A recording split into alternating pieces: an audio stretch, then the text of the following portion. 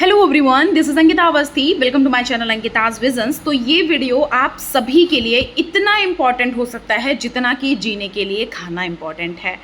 और ये इसलिए कह रही हूँ क्योंकि जो आप लोगों को ये अंडरटेकिंग है, माइग्रेशन है और इनकम सर्टिफिकेट है, प्लस जो ये कैटेगरी सर्टिफिकेट है, इन जो शब्दों ने आप लोगों को बिल्कुल परेशान और तंग करके रखा हुआ है, बेसिकली उनके बारे में हम आपको बताने वाले हैं। और इस वीडियो से आपकी हर एक चीज़ ना क्लियर हो जाए, अनसब्सक्राइब करके चले जाना। कहना तो मुश्किल है लेकिन बोल देते हैं, चलो। देखो, हम आप सभी को जो बताने जा रहे हैं बिल्कुल ध्यान से सुनना, बहुत इंपॉर्टेंट है। हर एक बच्चे का रिव्यू लिया है मैंने, उसके बाद मैं यहाँ पर आपको बताने वाली हूँ। टेंशन की बात नहीं है क्योंकि बड़ी दीदी, छोटी दीदी, दो जो भी समझो वो यहाँ पर अवेलेबल हैं, आपको हर एक चीज़ के बारे में यहाँ पर बताएंगी। तो सबसे पहले तो मैं आपको ये बोलूँगी कि अगर किसी को यहाँ पर नहीं समझ आ रहा है कि आपको क्या करना चाहिए, मार्क्स के अकॉर्डिंग कौन सी यूनिवर्सिटी चूज़ करनी चाहिए, या फिर हमको कैसे फॉर्म फिल करना है, क्या सर्टिफिकेट है, सबके बारे में अगर आपको गाइडेंस चाहिए, अगर आप चाहते हो मुझसे कॉल पर बात करना, उसके लिए मैंने एक डिस्क्रिप्शन बॉक्स में प्रॉपर तरह से लिंक दे रखा है। और आपको मैंने ये भी बता रखा है आप मुझसे कहाँ पर कॉन्टैक्ट करो। इंस्टाग्राम की आईडी मेरी अंकिताज विजन्स है और मेल आईडी है मेरी अंकिता अवस्थी 2016@gmail.com। तो वहाँ से आप मुझसे कांटेक्ट में आ सकते हो, मैं कॉल पर आपको सबको बता दूंगी। अब दूसरी बात कर लेते हैं कि ये जो सर्टिफिकेट का सीन है ये एग्जैक्टली क्या है। तो देखो, जो इनकम सर्टिफिकेट है, इनकम सर्टिफिकेट जो है वो बेसिकली जनरल कैटेगरी वाले बच्चों के लिए इतना मैंडेटरी नहीं है। ऐसा किसने कहा है? ऐसा हरि सिंह गौर विश्वविद्यालय ने कहा है। उसने ये बोला है कि अगर आपके पास इनकम सर्टिफिकेट नहीं है और आप जनरल कैटेगरी से हो तो आपको यहाँ पर कुछ भी देने की ज़रूरत नहीं है। आप इजीली गो थ्रू कर सकते हो, अपने फॉर्म को आगे बढ़ा सकते हो उस वाले ऑप्शन को स्किप करके। तो यहाँ पर मैं जो कहना चाहूँगी, मैं यही कहना चाहूँगी कि अगर आपके पास इनकम सर्टिफिकेट अवेलेबल नहीं है बच्चों, तो आपको कुछ नहीं करना है। आप उस फॉर्म को प्रॉपर तरह से फिल करो। इनकम सर्टिफिकेट वाले जो आप जनरल कैटेगरी से अगर हो तो वो जो ऑप्शन आ रहा है वो वाला ऑप्शन इग्नोर करो, स्किप मारो और आगे प्रोसीड हो जाओ। और अगर प्रोसीड ना हो तब आप इसी वीडियो के कमेंट बॉक्स में कमेंट कर देना, वैसे ऐसा नहीं हो रहा है, सबका प्रोसीड हो जा रहा है। ये चीज़ हो गई। दूसरी चीज़ जो है वो है माइग्रेशन। अब देखो, इनकम सर्टिफिकेट जनरल वालों के नहीं, लेकिन ओबीसी और जो ईडब्ल्यूएस, ओबीसी एनसीएल आप लगा रहे हो, जो ओबीसी एनसीएल वो इसी वजह से लगा रहे हो ना क्योंकि आपको प्रॉब्लम है कुछ ना कुछ फाइनेंशियली, तो आपको उसके लिए इनकम सर्टिफिकेट लगाना है। मतलब उनको ये बताना है कि भाई आपकी जो ये फैमिली इनकम है वो बेसिकली है कितनी साल की। तो इसके बारे में आपका ये वेरीफाई किया जाता है कि भाई आप अगर ओबीसी एनसीएल बनाए हुए हो तो क्या सच में इन सब के लिए क्राइटेरिया आप फुलफिल कर रहे हो। वैसे ही ईडब्ल्यूएस के लिए है कि अगर आप ईडब्ल्यूएस सर्टिफिकेट बना करके लगा रहे हो तो क्या आपका इनकम सर्टिफिकेट, आपकी फैमिली की जो इनकम है वो सच में कम है। ये सारी चीज़ें होती हैं, इसलिए आपको इनकम सर्टिफिकेट लगाना ज़रूरी होता है। 2 लाख से नीचे का अगर इनकम सर्टिफिकेट होता है तो आपको स्कॉलरशिप भी मिलने का काफ़ी फ़ायदा मिलता है। तो उसके बारे में भी हम आपको पहले बता भी चुके हैं, तो मुझे नहीं लगता है कि ऐसा कोई इसमें कोई इशू होना चाहिए। ठीक है, अब हम नेक्स्ट बात कर लेते। तो इनकम सर्टिफिकेट क्या करना है? अगर इनकम सर्टिफिकेट ना हो तो आपको अंडरटेकिंग का फॉर्मेट दे देना है ओबीसी एनसीएल और ईडब्ल्यूएस वाले बच्चों को। यहाँ पर अगर आपके पास इनकम सर्टिफिकेट नहीं है तो आपको ये वाले फॉर्मेट उनको प्रोवाइड कर देने हैं। कौन सा? एक तो ओबीसी एनसीएल वाला, नहीं, अगर इनकम सर्टिफिकेट ओबीसी एनसीएल और ईडब्ल्यूएस का नहीं है तो आपको यहाँ पर अंडरटेकिंग का फॉर्मेट अपलोड कर देना है। अब आप पूछ रहे हो मैम अंडरटेकिंग का फॉर्मेट कहाँ मिलेगा? कई सारी यूनिवर्सिटीज़ अपना अंडरटेकिंग का फॉर्मेट अपलोड करती हैं और कई सारी यूनिवर्सिटीज़ क्या करती हैं, अपना अंडरटेकिंग का फॉर्मेट अपलोड नहीं करती हैं। ठीक है, क्या होता है अगर ऐसी कंडीशन है कि आपके पास मतलब आपका है ईडब्ल्यूएस, इनकम सर्टिफिकेट नहीं है, आपको अपलोड करना ही करना है कुछ ना कुछ, तो आपको ये अंडरटेकिंग मिले कैसे? क्योंकि जैसे गुरु घासीदास देख लो और ये हरि सिंह देख लो, इसने कोई अंडरटेकिंग आपको नहीं दिया है। तो आपको अपने हाथ से एक बार कोशिश कर लो कि अपने हाथ से वो अंडरटेकिंग का फॉर्मेट बना करके आप उसमें अपने डॉक्यूमेंट्स लिख करके आप अपलोड कर दो। अगर ये कर पाओ तो ये चीज़ कर लेना। दूसरी चीज़ हमारी आ जाती है किस पे? माइग्रेशन सर्टिफिकेट पे। माइग्रेशन सर्टिफिकेट अगर आप किसी यूनिवर्सिटी से निकल रहे हो जो कि पिछली यूनिवर्सिटी आपकी रही है, उस यूनिवर्सिटी से अगर आप निकल रहे हो तो आपको क्या करना होता है? माइग्रेशन सर्टिफिकेट देना होता है।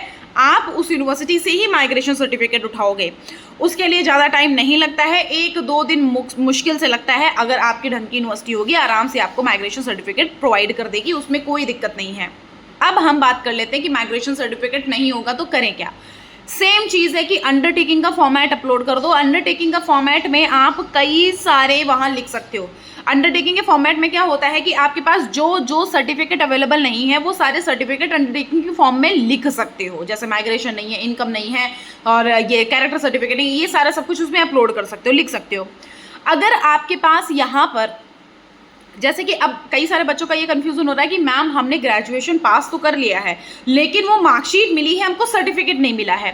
तो देखो हम आपको इतना बोल दे रहे हैं, डिग्री अगर मिली है तो अपलोड कर दो, अगर नहीं मिली है तो आपको क्या करना है, वो सर्टिफिकेट, ज़्यादातर ऐसी यूनिवर्सिटीज़ हैं जो जो आपको मार्कशीट देती हैं वो मार्कशीट और सर्टिफिकेट दोनों का के लिए अप्रूवल होता है। आपका मार्कशीट उसमें लिखा होता है मार्कशीट कम सर्टिफिकेट, मतलब कि मार्कशीट और सर्टिफिकेट दोनों का वो आपके पास फॉर्मेट अवेलेबल है। मतलब मार्कशीट जो आपको मिली है वो सर्टिफिकेट और मार्कशीट दोनों का काम करेगी, ठीक है। कई सारे यूनिवर्सिटीज़ में ऐसा होता है और कई सारी यूनिवर्सिटीज़ में ऐसा होता है कि आपकी वो मार्कशीट भी रहती है और वो आपको सर्टिफिकेट अलग से प्रोवाइड भी करते हैं, ये चीज़ भी है, ठीक है। तो आपको उसके लिए टेंशन लेने की ज़रूरत नहीं। उसके लिए मैं आपको बता देती हूँ कि अगर आपके पास मार्कशीट अवेलेबल है, आपको आपकी यूनिवर्सिटी में सर्टिफिकेट नहीं दिया जाता है, तो आप आराम से अपनी मार्कशीट को अपलोड करिए, कोई इशू नहीं होने वाला है। आपको अगर आपकी यूनिवर्सिटी सर्टिफिकेट नहीं प्रोवाइड करती है तो आप अपनी मार्कशीट को अपलोड कर दीजिए, ठीक है। प्लस आप जो अंडरटेकिंग दे रहे हो ऑलरेडी तो उसमें लिख दो कि certificate not available from university, ठीक है। हमारी जो यूनिवर्सिटी है वहाँ से सर्टिफिकेट अवेलेबल नहीं है, ठीक है, मतलब हमको नहीं मिला है, ओके। ये चीज़ हो गई, तो आपका ये सर्टिफिकेट वाला इशू ख़त्म हो गया। कई सारे बच्चों का ये कन्फ्यूज़न है कि मैम हमने सारे डॉक्यूमेंट तो अपलोड कर दिए हैं लेकिन रेड कलर से लिख के आ रहा है कि scan certificate and marksheet both side, है ना, ये चीज़ लिख के आ रही है। तो उसमें आपने अपलोड कर दिया है, जब आपको पता है कि कई सारे तो बच्चों का प्रॉपर तरह से अपलोड है, आपने अपलोड कर दिया है तो एज सच कोई इशू होने वाला नहीं। और अगर इन केस मान लेते हैं ये रेड कलर से लिखा है और ये रेड सिग्नल दे रहा है कि मतलब भैया गड़बड़ हो रहा है, तो आपको कोई दिक्कत नहीं होने वाली है। आगे कुछ भी होगा तो उधर से यूनिवर्सिटी आपको या तो मेल कर देगी या तो रिमार्क्स में डाल देगी, कुछ ना कुछ ऐसा कर देगी, ठीक है। तो आपका ये सर्टिफिकेट वाला कन्फ्यूज़न खत्म हो गया। कैरेक्टर सर्टिफिकेट भी जब आपका वो मार्कशीट मिलता है या फिर आपका जब माइग्रेशन मिलता है तो उसमें कैरेक्टर सर्टिफिकेट भी मिल जाता है। अब बच्चे बोल रहे थे कि मैम गैप ईयर का सर्टिफिकेट हम क्या करें। गैप ईयर अगर आपका 2024 में आपने सारा काम खत्म कर दिया और 24 से 25 में इंतजार कर रहे हो तो आपका 1 साल का गैप ईयर लगेगा, आप किसी भी तहसील और उसमें बनवा सकते हो। ये चीज़ आप सभी को कई बार बता चुकी हूँ मैं, लेकिन मैं इतने कमेंट, इतने कॉल्स, ये सारा सब कुछ ले रही हूँ, उस हिसाब से मुझे लगता है कि मुझे मतलब एक होता है ना कि बच्चे को बिल्कुल उंगली पकड़ के खड़ा करो, बेटा बेटा देखो यहाँ ऐसे करना वैसे करना, बिल्कुल ऐसे समझाना पड़ रहा है आपको। जो बच्चे पेड काउंसलिंग वाले हैं उनको कॉल पर मैं बता रही हूँ कि वाह वाह भाई, मतलब मैं आपको सारा सब कुछ प्रॉपर प्रोवाइड कर रही हूँ, सब कुछ बता रही हूँ किसमें क्या लगेगा। उसके बाद क्या है कि मैम डॉक्यूमेंट्स क्या लगेंगे, तो ये नहीं करना है। You are a PG student, अब आप पीजी स्टूडेंट होने जा रहे हो तो आपको ये सारी चीज़ें खुद से सर्च करके भी पता होनी चाहिए। अदरवाइज मैं तो अपलोड कर ही रही हूँ वीडियो, सिर्फ आपको वीडियोस देखने हैं। ये सारी चीज़ें अभी और बताऊंगी, ये सारी चीज़ें आपको बहुत ध्यान देने वाली हैं क्योंकि यही सारी चीज़ें आपका फॉर्म रिजेक्ट करवा सकती हैं।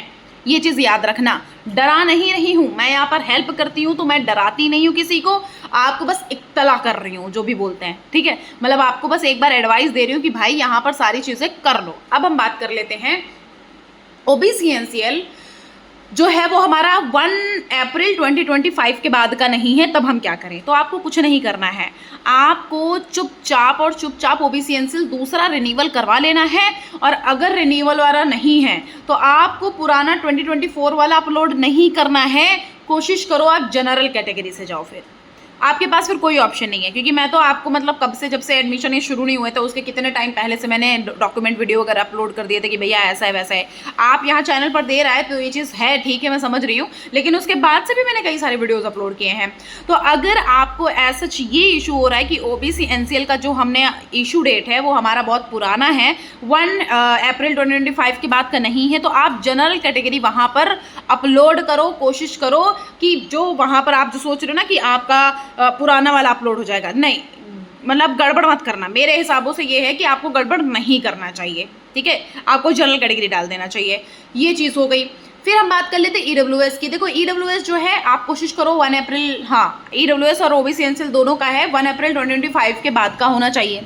कुछ बच्चे बोल रहे थे कि मैम 10th और 12th जो है उसमें हमें सर्टिफिकेट नहीं मिलता है, हमें मार्कशीट मिलती है। कोई बात नहीं है, कई सारी यूनिवर्सिटीज़ में ऐसा होता है, यूपी बोर्ड की ऑलमोस्ट यूनिवर्सिटीज़ में होता है।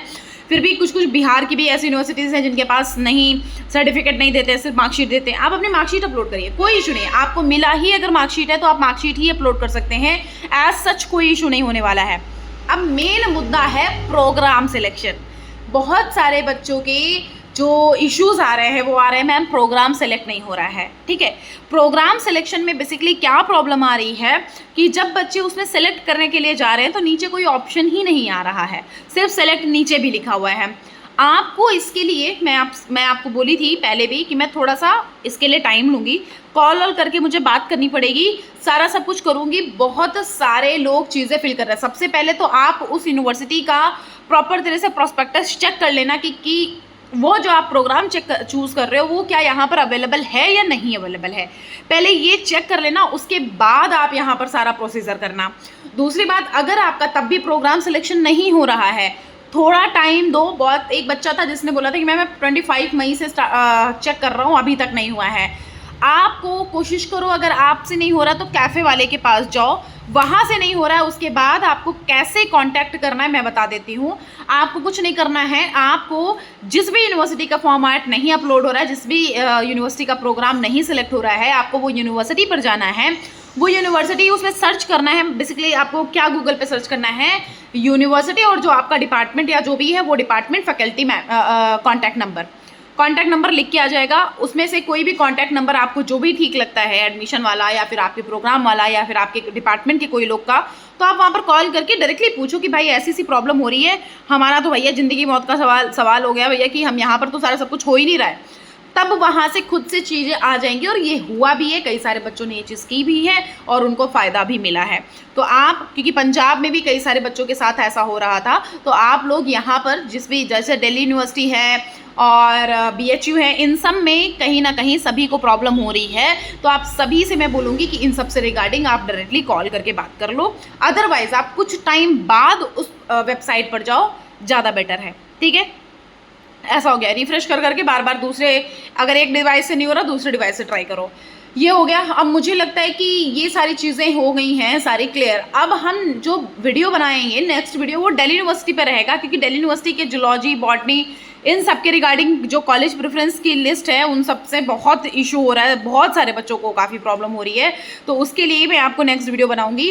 प्लस बच्चों, यहाँ पर एक और बात करना चाहूँगी कि अपने जितने भी डॉक्यूमेंट है, 10th का, 12th का, आधार कार्ड, फोटोकॉपी, ग्रेजुएशन का, मार्कशीट जो है, सर्टिफिकेट अगर अवेलेबल है वो, और ये माइग्रेशन सर्टिफिकेट, इनकम सर्टिफिकेट, आपका डोमिसाइल भी कहीं कहीं लगता है, आपका कैटेगरी सर्टिफिकेट EWS और ये OBC NCL, और फिर इसके साथ आपकी टाइम लिमिट देख लेना कि भैया वो 1 अप्रैल 2025 के बाद का होना चाहिए या नहीं होना चाहिए, ये सारे, और अंडरटेकिंग का फॉर्मेट, जिसका जो यहाँ पर आपके सर्टिफिकेट अवेलेबल नहीं है वो अंडरटेकिंग का फॉर्मेट में आप लिख दो कि हाँ हम ऐसा ऐसा लिख रहे हैं और हम आपको इस डेट में ये सारा सब कुछ आपका डॉक्यूमेंट प्रोवाइड करा देंगे, आपको दे देंगे। ठीक है, ये सारी चीज़ें फुलफिल करके तब आप अपने फॉर्म को फिल करो। मुझे नहीं लगता है कि अभी भी कोई गड़बड़ी होगी, मैं तो बहुत दूर दूर तक सोच चुकी हूँ। अगर आपके पास EWS और OBC NCL पुराना है तो आप जनरल कैटेगरी से डालो, वरना फॉर्म रिजेक्ट हो सकता है, क्योंकि उन्होंने साफ साफ बिल्कुल गा के कहा है कि भैया 1 अप्रैल 2025 के बाद का होना चाहिए। उसके बावजूद अगर आप करोगे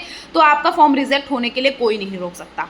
ठीक है, तो ये सारी चीज़ें हैं, समझ लो, देख लो, गाइडेंस चाहिए। नहीं समझ आता है, साल खराब ना करना, फ्यूचर खराब ना करना, अपने फॉर्म का पैसा खराब ना करना, फॉर्म रिजेक्ट हो जाए, इससे अच्छा गाइडेंस ले लो, किसी से भी ले लो।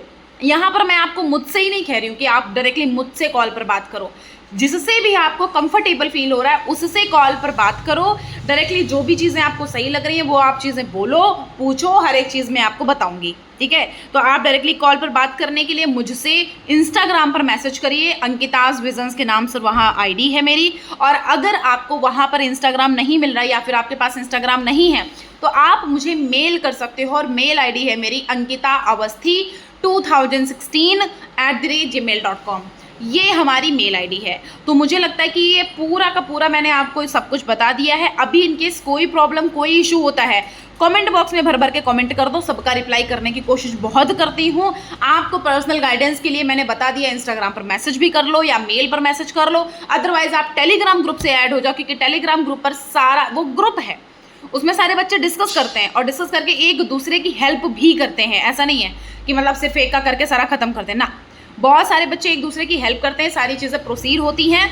अगर अब भी किसी को कोई समस्या दिक्कत है तो आप मुझसे डायरेक्टली मैसेज कर करके बात कर सकते हो। यहाँ पर डायरेक्टली आप या तो कमेंट में लिख दो कि मैम आपसे पर्सनल गाइडेंस चाहिए, तो मैं आपको गाइडेंस प्रोवाइड कर दूंगी। Okay, thank you so much. गलत मत करना, हर एक चीज़ सही करना। मैं आपके साथ में हूँ, बहुत ही कम मार्क्स हो या चाहे जितने भी मार्क्स हो, मैं आपको कहीं ना कहीं एडमिशन दिलवा के ही मानूंगी। आप उसके लिए बस पर्सनल गाइडेंस अगर ले लोगे तो ज़्यादा अच्छा होगा। उसमें मैं आपसे कॉल पर बात करती हूँ, क्लियर कट आपको चीज़ें क्लियर करती हूँ। Thank you so much.